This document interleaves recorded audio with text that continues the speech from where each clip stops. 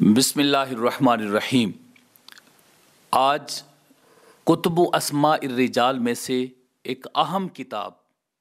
جو امام ابن حجر عسقلانی رحمہ اللہ المتوفی 852 ہجری کی ہے، ان کی کتاب کا نام ہے لسان المیزان۔ یہ ایسی کتاب ہے جس کے اندر ضعیف، کذاب، منکر اور ناقابل قبول راویوں کا ذکر کیا گیا ہے۔ لسان المیزان ایک ایسی کتاب ہے جس کے اندر بعض مقامات پر امام ابن حجر عسقلانی رحمہ اللہ نے کچھ راویوں کی توثیق بھی کی ہے، لیکن عمومی طور پر اس کتاب کا جو مقصد ہے وہ یہی ہے کہ جو ضعیف راوی ہیں، کذاب ہیں، منکر ہیں، جو سند کے اندر قابل قبول نہیں ہیں، ان کے احوال کو بیان کرنا یا ان کے اوپر دلائل ذکر کرنا کہ یہ راوی قابل قبول نہیں ہے۔ یہ اس کتاب کا اصل مقصد ہے۔ لسان المیزان کتاب کا بنیادی مصدر امام ذہبی رحمہ اللہ کی کتاب میزان الاعتدال ہے۔ انہوں نے خود بھی اس کا مقدمہ کے اندر ذکر کیا ہے اور اپنا منہج و اسلوب بھی بیان کیا ہے امام ابن حجر عسقلانی رحمہ اللہ نے۔ تو یہ جو کتاب ہے لسان المیزان، یہ اس کے بارے میں آپ یہ کہہ سکتے ہیں کہ یہ میزان الاعتدال کا تتمہ، اختصار اور تہذیب ہے۔ اب لسان المیزان جو کتاب ہے وہ 7 جلدوں پر مشتمل ہے۔ امام ابن حجر عسقلانی رحمہ اللہ نے میزان الاعتدال کو جس صورت میں پیش کیا ہے اس کا نام لسان المیزان رکھا ہے، یعنی میزان کی زبان۔ اس کا مطلب یہ ہے کہ جو امام ذہبی کی جو کتاب ہے اسی کے بارے میں یا اسی پر ہی کچھ اضافے کر کے یا اس میں سے کچھ حذف کر کے امام ابن حجر عسقلانی رحمہ اللہ نے اس کو لکھا ہے، تحریر کیا ہے۔ اب لسان المیزان کے حوالے سے عرض کروں کہ یہ 7 جلدوں پر مشتمل کتاب ہے اور بڑی ہی اہم کتاب ہے۔ میرے خیال کے مطابق اگر کوئی بندہ میزان الاعتدال کو پڑھنا چاہتا ہے تو اس کے ساتھ لسان المیزان جو ہے وہ لازمی اس کو رکھنی چاہیے، تاکہ جو ابن حجر عسقلانی کی میزان الاعتدال کے اوپر تحقیق ہے وہ بھی معلوم ہو سکے کہ کہیں پر امام ذہبی رحمہ اللہ سے کوئی ایسا مسئلہ بیان ہوا ہو جس کو انہوں نے ضعیف کہا ہو اور ابن حجر عسقلانی نے اس کی توثیق کی ہو، یا کوئی بھی اس طرح کا معاملہ ہو سکتا ہے۔ تو لسان المیزان کتاب جو ہے اس کے شروع میں امام ابن حجر عسقلانی رحمہ اللہ نے باقاعدہ طور پر ایک مقدمہ بھی لکھا ہے جس کے اندر انہوں نے یہ بتایا ہے کہ میں نے یہ کتاب کہاں سے لی ہے اور اس کا نام میں نے کیا رکھا ہے، اور پھر اس کے اندر جو میں نے چینجنگ کی ہے اس کے لیے میں نے کون کون سے الفاظ استعمال کیا ہے۔ مثال کے طور پر زا استعمال کیا ہے، ذال استعمال کیا ہے، انتہا کا لفظ جس کی تفصیل آگے جا کر میں عرض کروں گا۔ تو یہ مقدمہ میں ابن حجر عسقلانی رحمہ اللہ نے اس کتاب میں بیان کر دیا ہے۔ اب ہم یہ دیکھتے ہیں کہ امام ابن حجر عسقلانی رحمہ اللہ نے جو اس کا اسلوب اختیار کیا ہے وہ کیا ہے۔ سب سے پہلے تو یہ ہے کہ اس کتاب کے شروع میں کچھ فصول بیان کی گئی ہیں اور ان فصول کے اندر جرح و تعدیل کے کچھ اہم اصول بیان کیے گئے ہیں۔ تو جو بھی طالب علم اس کتاب کا مطالعہ کرنا چاہتا ہے اس کو چاہیے کہ وہ اس کے مقدمہ اور اس کے بعد جو فصول ہیں ان کا ایک مرتبہ لازمی مطالعہ کر لے، تاکہ اس کتاب کو سمجھنے میں بھی آسانی ہو اور فن جرح و تعدیل میں بھی ایک کمال حاصل ہو۔ تو اس کا مطالعہ کیا جائے۔ پھر اس کے بعد پہلی جلد سے لے کر 6 جلد تک اس میں حروف تہجی کو ملوز خاطر رکھتے ہوئے راویوں کا ذکر کیا گیا ہے۔ 7ویں جلد کے اندر مبہمات، اسماء، القاب، کنا اور کنل متفرقات، یہ ابواب باقاعدہ طور پر قائم کر کے اس کے اندر ان راویوں کے القاب، اسماء وغیرہ جو ہیں وہ ذکر کیے گئے ہیں۔ تو اس طریقے سے 7 جلدوں کی تکمیل کی گئی۔ اب ایک بندہ یہ کہتا ہے کہ اگر اس کو میزان الاعتدال سے لیا گیا ہے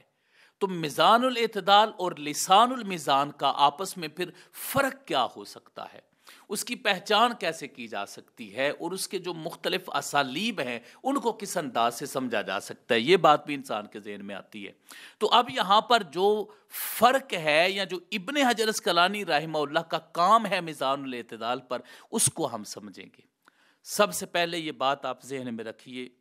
کہ امام ابن حجر اسقلانی رحمہ اللہ نے جو راوی میزان الاعتدال کے تہذیب الکمال کے اندر موجود تھے، امام ابن حجر اسقلانی نے ان کو حذف کر دیا ہے اور اپنی لسان المیزان میں ذکر نہیں کیا۔ اس کی وجہ یہ بھی ہو سکتی ہے کہ انہوں نے تہذیب الکمال سے تہذیب التہذیب لی ہے اور ادھر ان راویوں کے احوال ذکر ہو چکے ہیں، تو اس کتاب کو وہ طوالت نہیں دینا چاہتے تھے۔ انہوں نے خود یہ فرمایا کہ میرا یہ مقصد جو ہے وہ اختصار اور اقتصار ہے، مقدمہ کے اندر امام ابن حجر اسقلانی نے فرمایا۔ تو اس کا مطلب ہے کہ وہ اس کو مختصر رکھنا چاہتے تھے، تو ان راویوں کو انہوں نے نکال دیا ہے جو تہذیب الکمال کے اندر موجود تھے۔ پھر اس کے علاوہ کچھ ایسا بھی ہوا ہے کہ جو امام ذہبی رحمہ اللہ نے اپنی کتاب کے اندر جو ضعیف، کذاب اور منکر راویوں کا ذکر کیا ہے، اس میں سے کئی راوی ایسے تھے جن کا امام ابن حجر اسقلانی رحمہ اللہ نے ذکر کر دیا ہے کہ یہ ضعیف راوی امام ذہبی سے میزان سے رہ گیا تھا یا یہ منکر کذاب رہ گیا تھا، تو امام ابن حجر اسقلانی نے ان راویوں کا اضافہ کیا ہے۔ اب جہاں پر امام ابن حجر اسقلانی رحمہ اللہ نے اضافہ کیا ہے اس راوی کا جو اپنی طرف سے اضافہ کیا ہے، وہاں پر اس راوی کے شروع میں زا لکھ دیا ہے، زا۔ اب لسان المیزان کے اندر جہاں پر شروع میں زا ہوگا، اس کا مطلب یہ ہوگا کہ یہ امام ابن حجر اسقلانی نے اپنی طرف سے اس راوی کا اضافہ کیا ہے۔ اور کبھی ایسا بھی ہوتا ہے کہ چونکہ میزان الاعتدال کے اوپر امام زین الدین عراقی رحمہ اللہ نے ذیل کے نام سے لکھا ہے، ذیل و میزان الاعتدال، اس کے اندر انہوں نے بھی کچھ راویوں کا اضافہ کیا۔ اب جو انہوں نے راویوں کا اضافہ کیا تھا، امام ابن حجر اسقلانی نے امام زین الدین عراقی سے وہ اضافے لے کر اس کتاب کے اندر رکھے، اور جو ذیل و میزان الاعتدال سے امام ابن حجر اسقلانی نے کسی راوی کو لیا ہے، اس کے شروع میں انہوں نے زال لکھ دیا ہے، زال۔ جو اپنی طرف سے کیا ہے اس کے لیے زا لکھا ہے، اور جو امام میں زین الدین عراقی رحمہ اللہ کی طرف سے کیا ہے اس کے شروع میں زال لکھ دیا ہے۔ تو اس طریقے سے امام ابن حجر اسقلانی رحمہ اللہ نے راویوں کا اضافہ کیا ہے۔ اور کبھی ایسا بھی کیا ہے کہ جہاں پر راوی کے احوال بیان کیا امام ذہبی رحمہ اللہ نے، تو ان راویوں کے احوال کو بیان کرنے میں بھی امام ابن حجر اسقلانی نے اضافہ کیا ہے۔ ایک تو پورے راوی کا اضافہ کیا ہے، اور ایک اس راوی کے اندر بھی اس کے احوال کو بیان کرنے میں تھوڑا سا انہوں نے اضافہ کیا ہے۔ تو اس کے لیے آپ نے خود یہ فرمایا کہ میں نے لفظ انتہا لکھا ہے، انتہا، یعنی یہاں ایک راوی سے لے کر دوسرے راوی تک امام ذہبی رحمہ اللہ نے جو ایک راوی کو بیان کر دیا ہے، اس کے بعد اب امام ابن حجر اسقلانی لکھتے ہیں انتہا، پھر اس کے بعد آگے جو اپنی طرف سے معلومات شیئر کرتے ہیں اس راوی کے بارے میں، وہ انتہا لفظ کے بعد لے کر آتے ہیں۔ تو یہ بھی ان کا اسلوب ہے کہ ان نے یہ الفاظ باقاعدہ طور پر استعمال کیے ہیں، یعنی زا، لال اور انتہا کا لفظ استعمال، اور کبھی صحہ کا لفظ بھی استعمال ہوا، وہاں سے راوی کی توثیق و تصحیح مراد ہوتی ہے۔ تو اس طریقے سے امام ابن حجر اسقلانی رحمہ اللہ نے جو لسان المیزان کے اندر اسلوب اختیار کیا ہے، اس سے لیا ہے، وہ یہ طریقہ کار اپنایا ہے۔ اس کے علاوہ امام ابن حجر اسقلانی نے جن راویوں کو حذف کیا تھا لسان کے اندر، جو میزان کے راوی تھے اور لسان میں ان کا ذکر نہیں کیا تھا، اس کی آخر میں ایک فہرست بھی جاری کر دی ہے کہ یہ وہ راوی ہیں جن کا ہم نے اس کتاب کے اندر تفصیل ذکر نہیں کی، ان کو ہم نے حذف کر دیا ہے، اور اس کی وضاحت میں نے شروع میں بتا دی ہے۔ اور جو امام ذہبی رحمہ اللہ نے ترتیب اختیار کی ہے، بالکل وہی ترتیب ہے لسان المیزان کے اندر بھی، جہاں پر کوئی اضافہ کیا وہاں علامت لگا دی، اور جہاں پر کوئی علامت نہیں لگائی سمجھ لو کہ پھر امام ابن حجر اسقلانی رحمہ اللہ نے اس کے اندر اضافہ نہیں فرمایا۔ اس کے علاوہ امام ابن حجر اسقلانی رحمہ اللہ نے اس کام کو صرف یہاں تک ہی نہیں چھوڑا، بلکہ اس کو آگے بھی بڑھایا۔ اور آگے کس طرح بڑھایا کہ جو امام ابن حجر اسقلانی رحمہ اللہ نے راویوں کا اضافہ کیا تھا میزان کے ضمن میں لسان المیزان کے اندر، تو اب لسان المیزان سے بھی کچھ راوی رہ گئے تھے، تو اس پر امام ابن حجر اسقلانی نے بعد میں پھر ایک علیحدہ کام کیا اور تحریر المیزان کے نام سے کتاب لکھی۔ جو بھی راوی امام ابن حجر اسقلانی سے لسان المیزان سے رہ گئے تھے۔ پھر اس کے علاوہ کچھ ایسا بھی تھا کہ جو میزان کے اندر راویوں پر جرح تھی وہ مبہم تھی، اس جرح کو مفسر کرنے کے لیے امام ابن حجر اسقلانی رحمہ اللہ نے تقویم اللسان کے نام سے علیحدہ کتاب تحریر کی، تاکہ وہ جو اس کے اندر جرح مبہم تھی اس کو واضح کیا جا سکے۔ تو اس طرح امام ابن حجر اسقلانی رحمہ اللہ کی 3 کتابیں میزان کے ضمن میں سامنے آتی ہیں: لسان المیزان، تحریر المیزان اور تقویم اللسان۔ تو اس طریقے سے امام ابن حجر اسقلانی نے جو کام کیا ہے میزان الاعتدال پر، اس کی میں نے چند ایک چیزیں آپ کے سامنے رکھی ہیں۔ اچھا، اس کے علاوہ جو عمومی طور پر اس کتاب کے اندر کسی بھی راوی کے احوال کو بیان کرنے میں اسلوب اختیار کیا گیا ہے وہ یہ ہے کہ راوی کا نام ذکر کیا جاتا ہے، پھر اس کا لقب ذکر کیا جاتا ہے، پھر اس پر ایک مختصراً حکم لگا دیا جاتا ہے۔ مثال کے طور پر منکر الحدیث اگر کسی پر لگانا ہے تو لگا دیا جاتا ہے، کذاب ہے تو لگا دیا جاتا ہے۔ ہاں، کبھی ایسا بھی ہوتا ہے کہ اگر وہاں پر وہ راوی قابل قبول ہے تو اس کے بارے میں یہ بھی لکھ دیا جاتا ہے کہ یہ راوی جو ہے وہ قابل قبول ہے یا ثقہ ہے۔ بعد نے اس کی تضعیف کی ہے، بعد نے اس کی تصحیح کی ہے یا توثیق کی ہے، تو اس پر ایک حتمی رائے پیش کرتے ہوئے اس راوی کے بارے میں وہاں پر جو ہے وہ حکم لگا دیا جاتا ہے۔ تو یقیناً اس کے اندر پھر ثقہ راویوں کا بھی ذکر ہوگا، لیکن ان کا جن کے بارے میں ضعیف کی بھی رائے پائی جاتی تھی تو ان نے اس کے بارے میں حتمی فیصلہ سنا دیا تھا۔ پھر اس کے بعد ایسا ہوتا ہے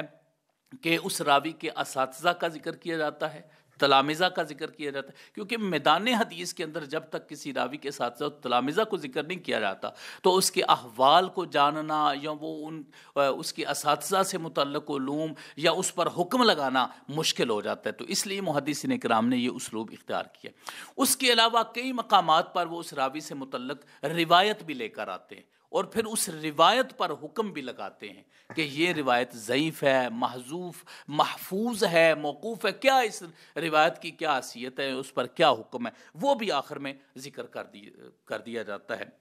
اس کے علاوہ امام ذہبی رحمہ اللہ نے عمومی طور پر جو الفاظ استعمال کیے ہیں، امام ابن حجر اسقلانی رحمہ اللہ نے اس میں کوئی زیادہ چینجنگ نہیں کی ہے۔ پھر اس کے بعد جو روایت ذکر کرتے ہیں ان پر حکم لگاتے، تو راوی اور روایت دونوں پر حکم کو بیان کرتے ہیں۔ اب یہ تھا لسان المیزان کا مختصر سا تعارف، جس سے ہمیں یہ اندازہ ہوتا ہے کہ امام ابن حجر اسقلانی رحمہ اللہ کی ایک اچھی کاوش ہے۔ آپ یہ نہیں کہہ سکتے کہ امام ذہبی کی میزان الاعتدال کی کوئی حیثیت نہیں، وہ تو بانی کتاب ہے۔ اس حوالے سے اگرچہ انہوں نے بھی آگے الکامل سے بھی استفادہ کیا ہے، باقی بھی کتابوں سے جو ہے وہ انہوں نے استفادہ کیا ہے، لیکن عمومی طور پر جو اس فن پر ایک زبردست کتاب ہے یہ ابن حجر اسقلانی رحمہ اللہ کے حوالے سے تو ان کی بانی کتاب ہے، جس سے انہوں نے استفادہ کر کے آگے وہ سارا کام کیا ہے۔ تو پہلے کسی کتاب کو ریجیکٹ کرنا مقصود نہیں ہوتا بلکہ اس کو مزید سنوارنا مقصود ہوتا ہے۔ اور ویسے بھی امام ابن حجر اسقلانی رحمہ اللہ کی عادت مبارکہ ہے کہ وہ جس کتاب کو لیتے ہیں اس پر وہ کام کرتے رہے ہیں۔ جس طرح ہدایہ کو پکڑا اس پر کام کر دیا، اسی طرح باقی بھی کتابوں کو پکڑا اور اس کے اوپر کسی کے اوپر حاشیے لگا دیے، کسی کے اوپر حکم لگا دیا، کسی کے اوپر ذرا جس طرح مقدمہ پر نکت لکھ دی ہے۔ تو اس طرح یہ ان کا ایک مزاج بھی ہے، کیونکہ جو ظاہر صاحب علم آدمی ہوتا ہے تو جب ان چیزوں کو دیکھتا ہے تو اس کا دل کرتا ہے کہ اس کو مزید بیان کیا جائے۔ تو امام ذہبی رحمہ اللہ کی میزان الاعتدال کو ایک مقبولیت عامہ حاصل ہو گئی تھی، جس کی وجہ سے امام ابن حجر اسقلانی رحمہ اللہ نے یہ سمجھا کہ اس کو مزید بہتر بنا کے پیش کیا جا سکتا ہے اور اس کو مزید آگے بھی بیان کیا جا سکتا ہے۔ تو میزان الاعتدال کو بیان بھی کر دیا اور اس میں جو بہتری لانی تھی یا جس چیز کو حذف کرنا تھا